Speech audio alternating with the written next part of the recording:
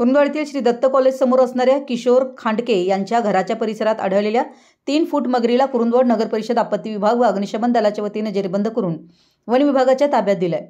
सोमवारी मध्यरात्री 12:30 वाजता किशोर खांडके यांच्या पार्किंग शेडमध्ये नागरिकांना जवळपास 3 फुटाची मगर आढळून आली। यावेळी किशोर खांडके यांनी ताबडतोब आपत्ती व्यवस्थापन आणि कुरुंदवाड अग्निशमन दलाला फोनवरून माहिती दिली आणि क्षणाचाही वेळ न घालवता आपत्ती व्यवस्थापन आणि कुरुंदवाड अग्निशमन दल घटनास्थळी दाखल झालं आणि अग्निशमन दलाचे जवान सर्पमित्र संतोष पाटील व हेमंत वायचळ यांनी सुमारे 3 फूट लांबीची मगर रात्री 12:30 नंतर पकडून सदरची मगर कुरुंदवाड पोलीस स्टेशनला हजर करून वन विभागाला कळवलं।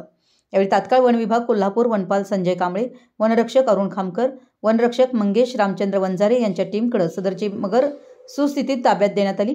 या कामी कुरुंदवाड नगर परिषद अग्निशमन दलाचे नितीन संखपाळ, रमेश शेलार, करण आला, असरार पटेल, विजय पवार, राहुल खोचरे व हेमंत सामंत तसेच वन्यजीव बचाव पथकाचे प्रदीप सुतार, विनायक माळी, पप्पू खोत यांचं मोलाचं सहकार्य लाभलं। मराठी एस न्यूजसाठी कुरुंदवाडहून संदीप अडसूळ।